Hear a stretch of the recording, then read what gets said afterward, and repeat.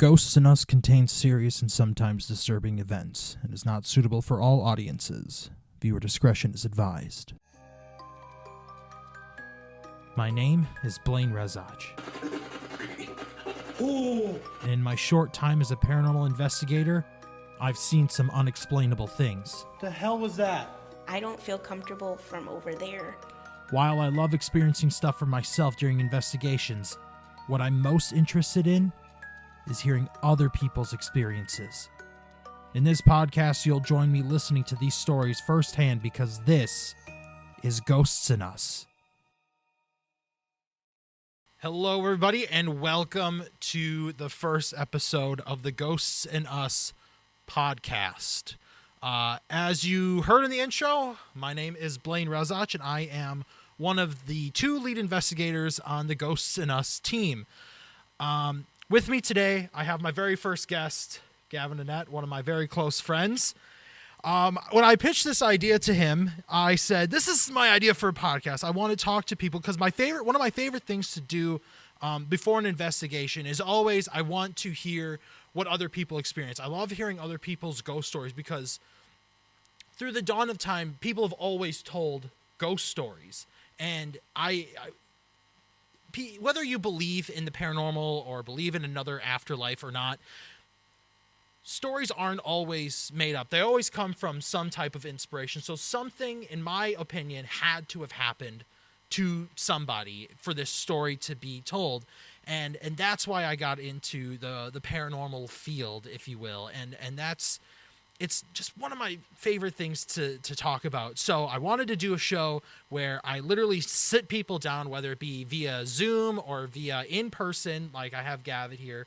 And I just want them to tell me their stories and share them with the world, because if we can just keep sharing stories, like the thought of something out there will never truly, no pun intended, die.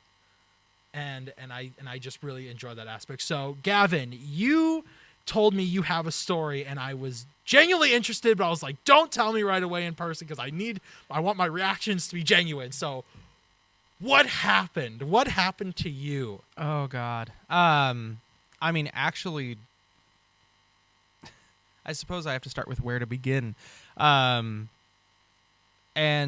I do like telling these stories because I'm appreciative of you opening up this forum for, those people who have had experiences that may or may not be believable by other audiences. And I assure you that everything that I say today, I'm not just like, oh, look at me. I want this to be a space where, like, if I tell you this, you're going to think I'm crazy. No, I'm not. I genuinely, like, if you were to tell me, like, I did something outside and then I got scratched because I did this thing, that's something that could happen. Like, nothing is completely off the table when it comes to dealing with things that you can't see. Yeah. Like, if I watched you back up into a wall during an investigation, or like I did that once, like I walked into the wall backwards and I scraped my neck, and I didn't notice it at first, but then I like felt it, my skin raise up, like you had like that scratch. Mm-hmm.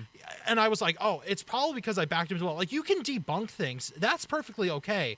I want to know, there's always something genuine too when it comes to doing something like that. Like, I witnessed a cat ball light up 26 times in front of my own eyes on a camera. I watched it light up, and there's nothing moving it. It's on a concrete floor. It was nuts. That was over 30 minutes. To me, that was insane. I've heard disembodied humming. I've seen and heard so many different things in just a short time, and I want people to have like you said, like a spot to share those stories. I'm never gonna think you're crazy. You could tell me the most wildest thing ever, and I'd be like, wow, that's insane. So, sorry, I don't mean to interrupt you. No, it's fine. I really don't. No, it's fine. I love the passion. I gotta say, I love finding people who are just as involved in this kind of stuff as I have been. And I've gone on a few investigations myself, and kind of to partially start the story, my life has in some way, shape, or form throughout my almost 31 years at one point or another I've been involved with the paranormal, or at least what one could consider the paranormal in one way or another. So it's nice to find people who are just as like enthusiastic about Yeah. it, because then you're like, oh good, at least one person won't think I'm totally crazy. Right. So I guess to start my story, we're just gonna get the crazy stuff right out of the way, 'cause Yeah, why let's not? dive So right in. to preface everything, when I was growing up, just as a little bit of background, I'm actually from Washington State. I grew up in Western Washington from birth, born and raised in Bellevue. I grew up in a small town called Carnation, moved to Burien when I was 10 or 11, and then I lived in Federal Way. All these names, depending on where you live in the country, this may or may not mean anything to you, but the entire time I was growing up, my family, and this is like my grandparents and my dad and my aunts and uncles, we all had this like common story that we would carry around, that everyone in the family has like a quirk or a thing.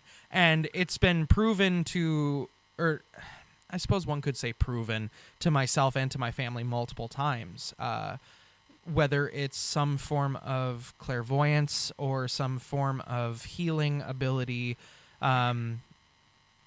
And even saying healing ability sounds strange. I suppose let's use an example. Sure. My grandfather on multiple occasions has had just quick little moments of intuition that normally could not be otherwise influenced, I guess. One point that was told to me was that one time my dad, when he was growing up, he was probably about 6 or 7, he was playing out in the woods behind my grandparents' house, and my grandpa was sitting in the kitchen, totally out of sight of my dad, and he all of a sudden, and it gets a little morbid, he all of a sudden got just this flash of an image in his mind of my dad lying face down in a creek, like he had drowned. Wow. And he immediately got up and ran outside. He knew my dad had gone into the woods, but he didn't expect that. But he just saw this image, and he ran out into the woods just in time to catch my dad as he was falling off a log into the creek. Jeez. Like, he got Are there you just kidding? in the nick of time. Otherwise, my dad would have fallen face first into the creek. Pardon my language, but this is an explicit podcast. I haven't. Yeah, listened that's that way. fine. That's fucking insane. Yeah. Are you serious? And it happened more than once in some variation or another. Both my aunt and my grandmother had, I guess you could call it healing abilities. With my grandma and with my aunt, it was both through food.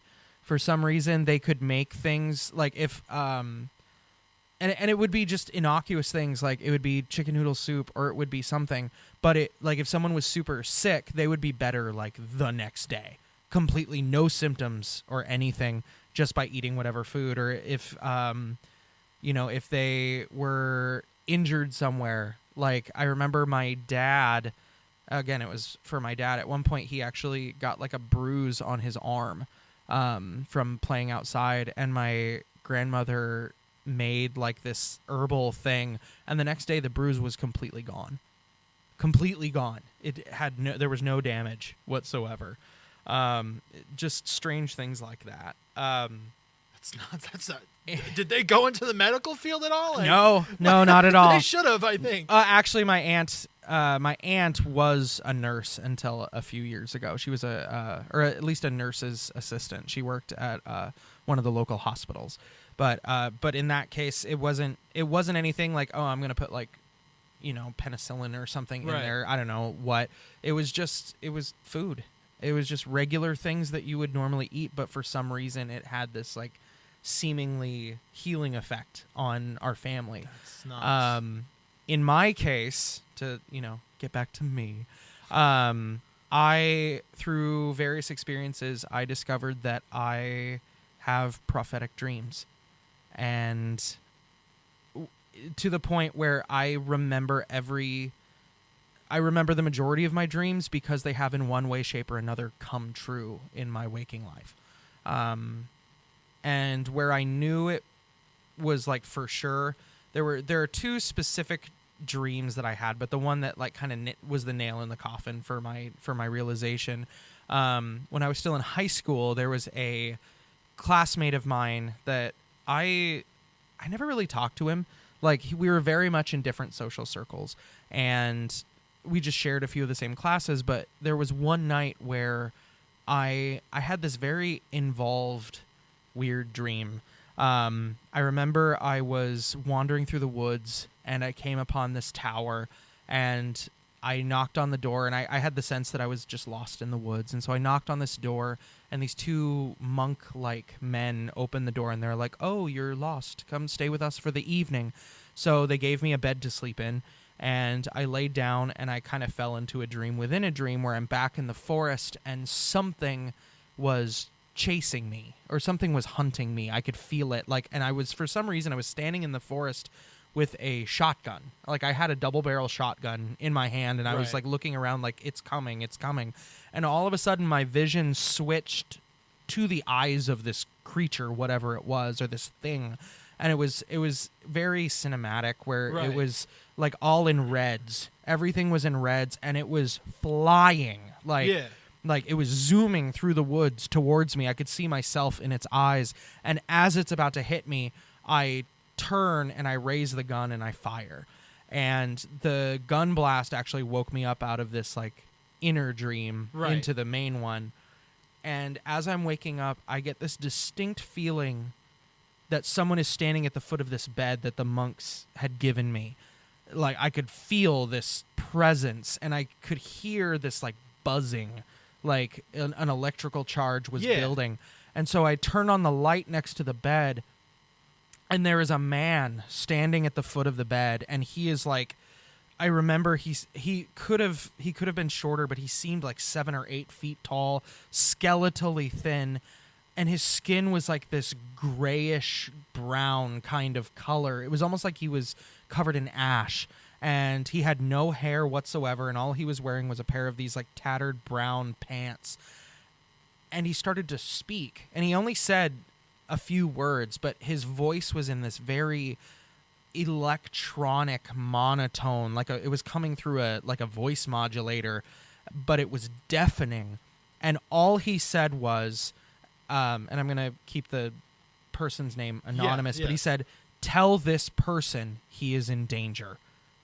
And as he says this, my real bedroom started to like fade into this dream, and I could tell I was like waking up, but the man was still standing at the foot of now my bed in my bedroom. He was there for easily 10 to 15 seconds after I knew I was awake, and he's just standing there staring at me, and I couldn't move. I couldn't, like, it seems very reminiscent of like a regular night terror, which I feel like it might have been. But then he just faded away from vision. And I laid there for a while just going like, what the actual and so something told me that day, because, you know, I think it was in the middle of the week that I had that dream. So the next day I decided I'm going to tell him. Like, I was told, like, I had this. You had the urge. I had this compulsion to tell this person, like it seemed important. So I went up to this otherwise random student that I saw him in class, but we never really talked or anything. And I said, "Hey, you know, how you doing? Are you doing okay? Just let me know if you ever want to talk." And naturally, like when you have someone who you've never really talked to or known before just come up and randomly say something like that, you're like, yeah, okay. Like you're whatever. weirded out, like a little bit like, oh, whatever. A week later, he overdosed. He's not dead. Right. He survived, but it definitely changed his life. He had to relearn how to walk, how to talk, how to eat, all of his basic functions. But he something told me that something was wrong with this particular person, and about a week later, it happened. And there were a couple other instances, dreams that I've had where almost exactly a week later, those dreams happened in real life. And I've lived almost my entire life with very powerful deja vu, and I've realized that those were all dreams that I've had. So I don't know what it is, but these things connect. That's insane. But enough about me and my peculiarities. I suppose we want to get to the actual ghosts. So I suppose I told that story as kind of a lead up.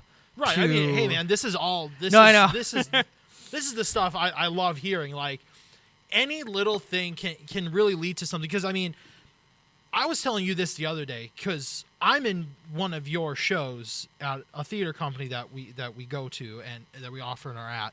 And I was telling you, man, like I had a really like weird dream one day before I even went to work. I had that weird dream where I was watching like somebody reenact like one of those like AETV, one of like their reenactments of like a ghost story type of deal. Like I'm the camera person and I'm watching it go down. I'm watching this weird, and it was very distinctly like a demonic, what you would think a demonic possession would look like. Like I saw these two kids, I saw this blonde woman. Like I could tell you their facial features to a T. I've never met these people before in my life, but like I'm watching like this black aura, and I'm like, she's like trying to protect the kids, so she takes it. Like I heard the demonic like electrically charged like scream, and I'm like, what is happening? Like why am I dreaming this right now? I wake up and no coincidence, I walk into my bathroom and I see a defined like head and shoulders walk towards my shower through one of the mirrors, and I'm like getting chills talking about it right now because it was so coincidental that I would have a weird like ghostly dream, something like that, things I would never usually dream about, and I hardly dream as it is. And I see what I think is a figure walk across my bathroom mirror, and it's at an angle that you would never see me walk through. Like I tried debunking it once I got home, and it was 4 a.m. I'm like, I'm tired, it's me. I thought about it all day, and I go home and I try to debunk it, and I can't. So I'm like, I have to chalk it up to, sorry, I just bumped my mic stand. What the hell was that? Like, I have to chalk it up to something unknown because I can't recreate it. And it's those little things that I love hearing about. So, like, your lead-up story was genuinely interesting. Like, I was on edge the entire time. Well, and of course, like you said earlier, you try to debunk these things. Yeah. You try to explain them away just so you have some sense of reality within them. And I thought it over and over.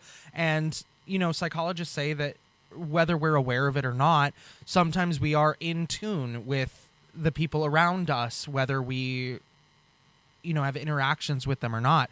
But this is a student, a classmate that I was very far removed from. Right. And I never really noticed or took them into account at all. So it seemed unlikely to me that I would have that specific of a attunement to what was going on in their life, to where my mind would then be like, oh, hey, you noticed something wrong, like you need to speak up. Because in pretty much every situation, I had no idea what was going on in their life, and never heard them talk about it or never noticed anything. So either the mind is an incredibly self-reliant thing, or, as I'm becoming more and more comfortable accepting, there might have been a third party that said, hey, maybe you can do something. Right. So, but I use that story just to emphasize that throughout my life, I have had experiences like this in one way or another. Up even until just a couple of weeks ago, like I've seen just little things or felt or heard or had all these experiences. But the one story that really sticks out to me is it took place again back in Washington State. To give a little bit of background, my grandmother had actually passed away in March of 2016. And I got the call that evening. I was living with roommates in a town about 20-30 miles away. I got a call from one of my cousins who had been informed by his mom, who had been informed by my other cousin who actually lived with my grandparents, had been informed that my grandmother had passed away in her sleep. And so over the next couple of days, I made arrangements to actually move in with my grandfather and my cousin, just to try to help in whatever way I could. Try to, because my grandfather was and now currently is struggling with dementia. It was just kind of starting to peek through at that time, and obviously now it has progressed a little bit. Right. But I wanted to do what I could to try to mitigate as much of the stress and the strain, because obviously there's a lot that goes on with that. If anyone's ever lost a loved one, it is an incredibly hectic and stressful time. Right. So I moved in with my grandfather and my cousin, and I was there for about 6 months or so. I think I was there from March to September or October or so.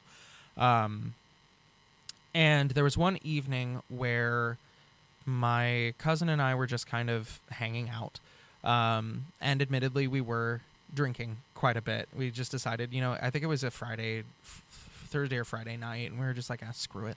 So we were downstairs. I had taken up the kind of family room area in the basement of this house. One of those kind of traditional split levels where you go through the front door and then you have the staircase going up to the living room, down to the basement area and the garage. So I'd taken the downstairs area as kind of my little mini studio apartment.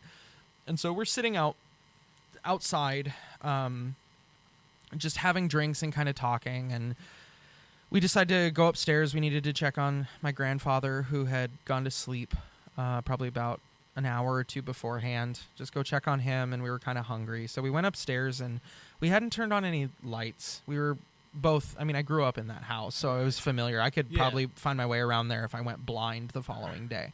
So we went upstairs to get stuff, and we just, we sat down in the living room, just like, oh my God. Right, Admittedly, we were quite drunk. I'm gonna full disclosure, we were very drunk. But we were just kind of sitting in the living room, and my cousin had sat on like the main couch. I had sat in a recliner that was in the corner of the room, and that happened to be the recliner that my grandmother had pretty much lived in for years.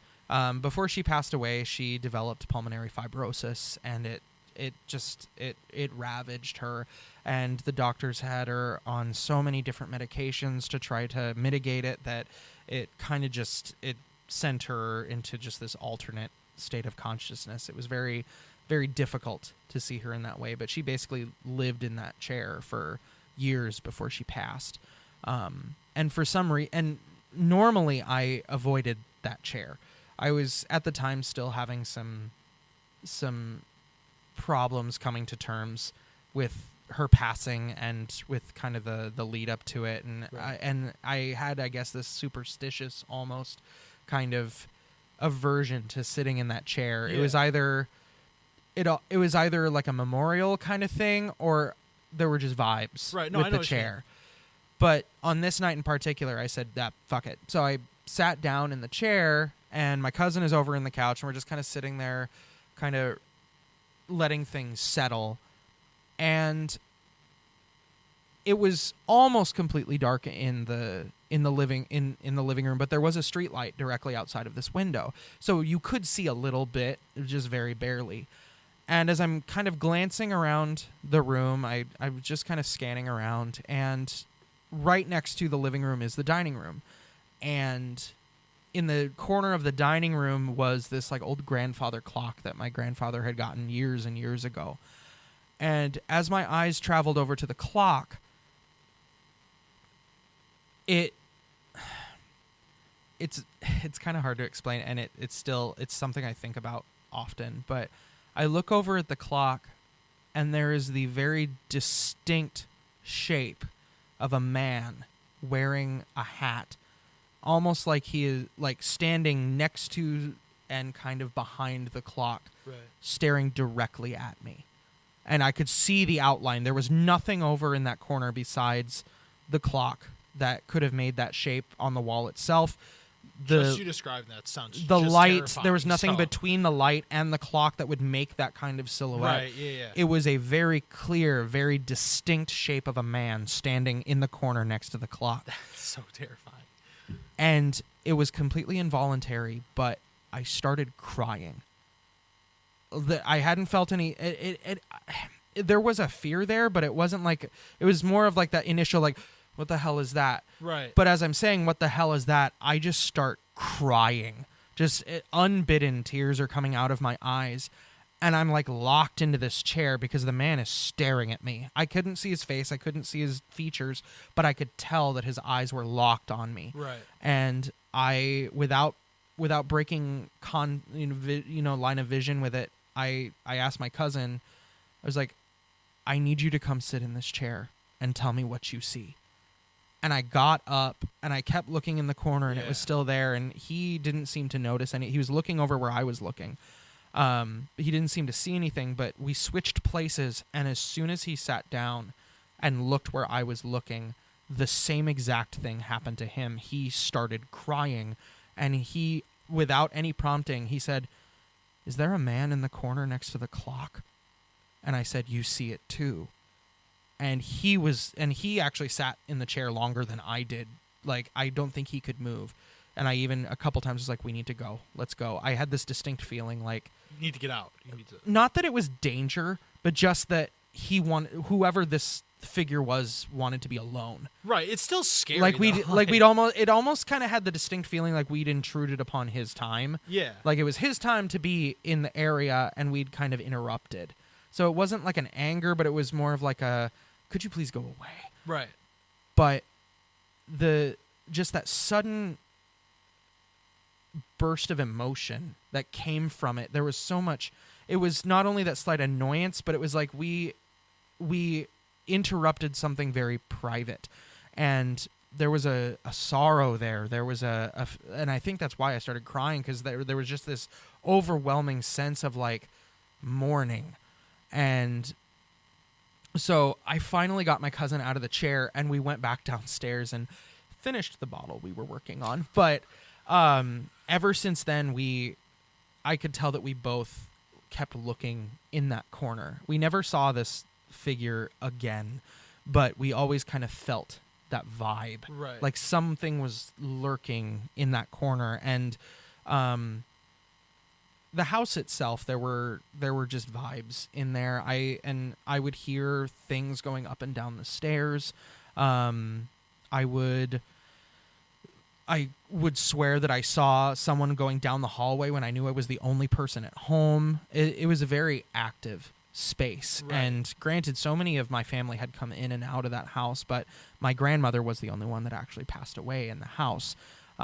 So I couldn't tell who these people were. And my family was the only one to own this house. They had the house built for them, or for my grandparents had it built for them. Right. So it was just strange to have these other images come out and make themselves known. But that was the one that stuck out to me the most, because that was the one that affected me the most out of everything that I've seen, just because it was just this very distinct emotional outpouring that came from it. Right. And the fact that someone else corroborated it at the same time without my prompting.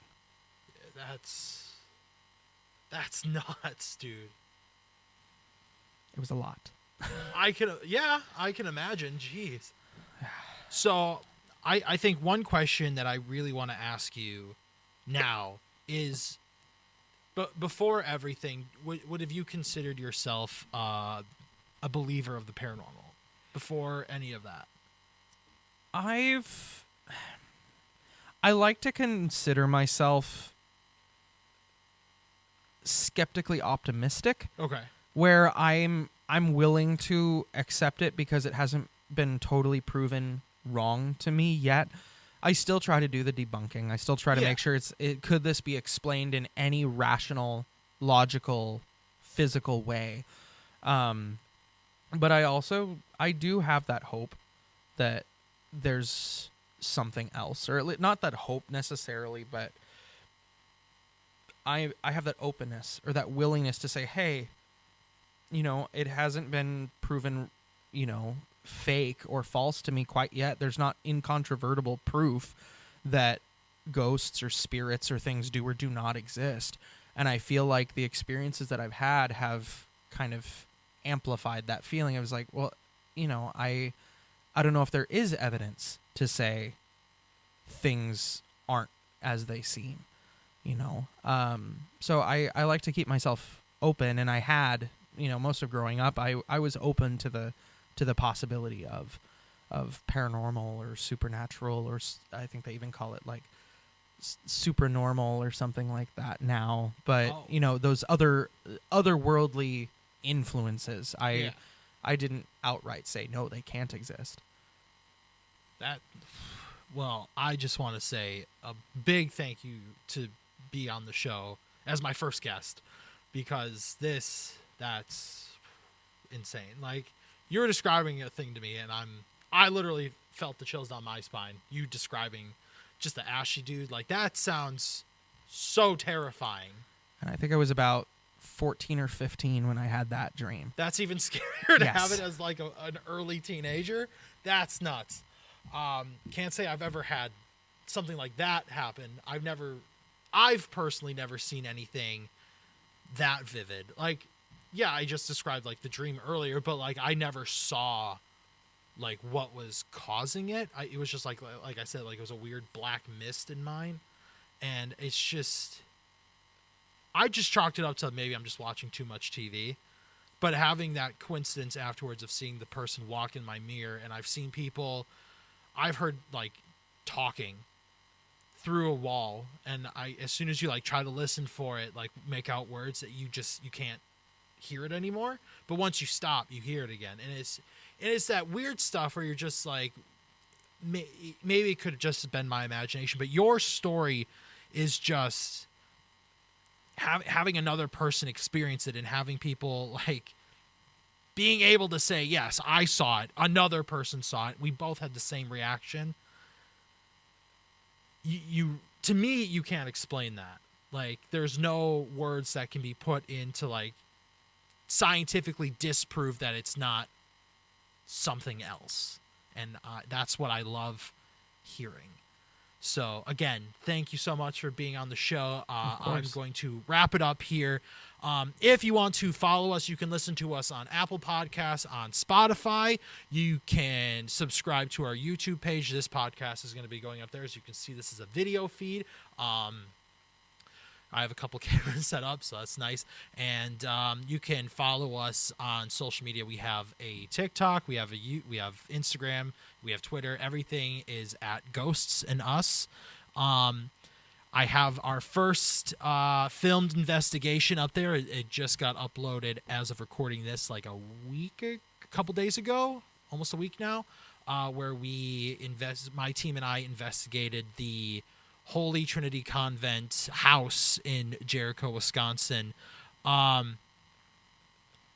We are looking to have another investigation sometime after April, and I know you've expressed interest in wanting to come, so hopefully we can get you on the team and investigating with us, because that would be really fun. I would love that. Also, if you want to be on the show, submit like a short description of like what you want to talk about, you can email us at ghostsandus@gmail.com. I am the sole host of this podcast, so I will be looking forward to any and all participants. I already have a couple lined up, which is nice. I have a couple of your cast from The Haunting of Hill House here at the Mikado Theater through your Royal Entourage Players theater company.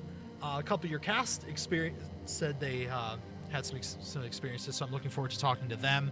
And I have one of my friends named Becca who is going to be on the show, because all throughout college she would always tell me about ghost stories in her house, so I really need to hear more about that. Perfect. So thank you guys so much for listening. Thank you guys so much for watching. If you are, feel free to hit the follow button on Spotify. Feel free to hit the follow on Apple.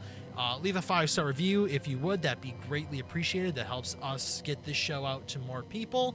And I feel like this is a good show to dish out to people, because this is coming directly from the source. As you can see, I have Gavin right here speaking to him. Like, he told me his story, and that's what I want to hear, is the stories directly from you. I'm not getting this from Reddit. I'm not getting this from like a social media page.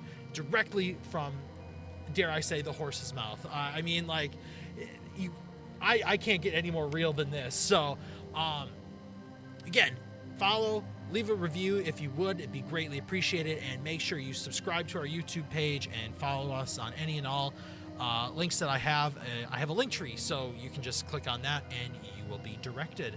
That will be in the description of the YouTube video. So again, stay spooky, everybody, and I will be back next time with hopefully some of the cast from The Haunting of Hill House before they open. So stay tuned.